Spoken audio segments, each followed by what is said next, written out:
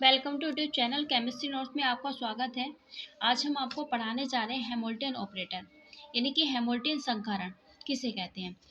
तो ये जो टॉपिक है वो बीएससी फाइनल के लिए बहुत ही अच्छा टॉपिक है। ज़्यादातर क्वेश्चन पेपर में हर साल पूछा जाता है। तो आइए देखते हैं ये क्या होता है। तो सबसे पहले हम इसकी डेफिनेशन देखते हैं। डेफिनेशन के लिए इसकी जो डेफिनेशन होती है वो किसी भी तत्व के भार से दी जाती है, यानी कि कोई भी तत्व होगा किसी ना किसी भार का दिया होगा, 1 ग्राम होगा, 2 ग्राम होगा, 3 ग्राम होगा। वैसे ही इसमें हम मान लेते हैं, क्या मान लेते हैं कि माना m द्रव्यमान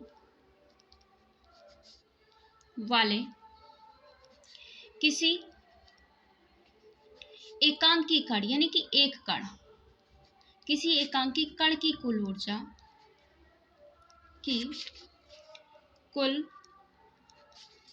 ऊर्जा एक क्लासिकल मैकेनिज्म द्वारा समझाई जाती है। कुल ऊर्जा, क्लासिकल का मतलब होता है चिरसम्मत यांत्रिकी द्वारा समझाई जाती है,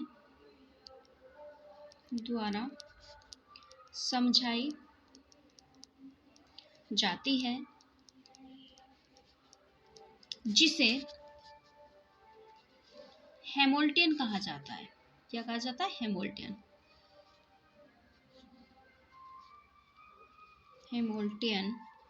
कहा जाता है और इसको जो शो किया जाता है इसे कैपिटल H से शो करते हैं, शो किया जाता है।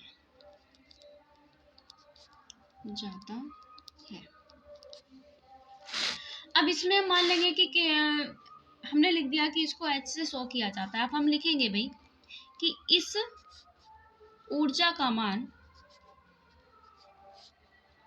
यानी कि जो हेमिल्टन ऊर्जा होती है उसका जो मान होता है वो कण की गतिज ऊर्जा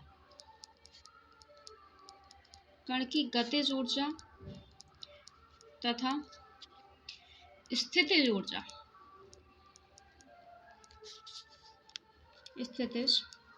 ऊर्जा के योग के बराबर होता है,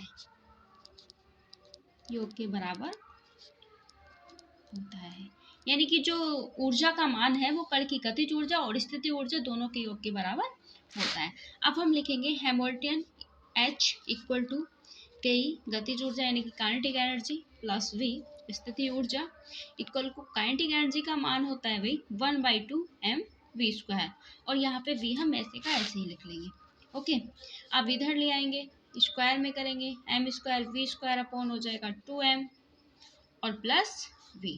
हम इसको इक्वेशन फर्स्ट मान लेंगे और इक्वेशन मान लेंगे इसको 2। अब हम जानते हैं भाई, लिख देंगे वी नो दैट, हम क्या जानते हैं कि द्रव्यमान व वेग का गुणनफल, यानी कि द्रव्यमान का और वेग का जो गुणनफल होता है वो कहलाता है रैखिक संवेग। क्या कहलाता है? रैखिक संवेग कहलाता है। तो लिखेंगे Hamilton operator H equal to रैखिक संवेग p² अपॉन 2m और प्लस v, जो किसके बराबर होता है? m² v² के बराबर होता है।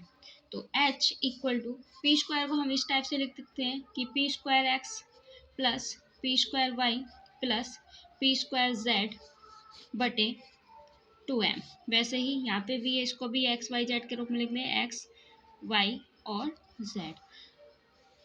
तो हमारे पास इस टाइप की एक कंडीशन प्राप्त हो गई। इसको मान लेंगे इक्वेशन नंबर 3, इसको मान लेंगे इक्वेशन नंबर 4।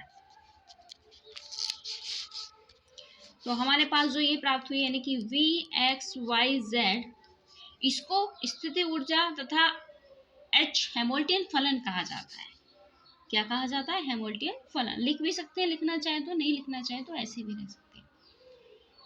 ओके, उम्मीद है कि आपको ये समझ में आ गया होगा हेमिल्टन ऑपरेटर्स।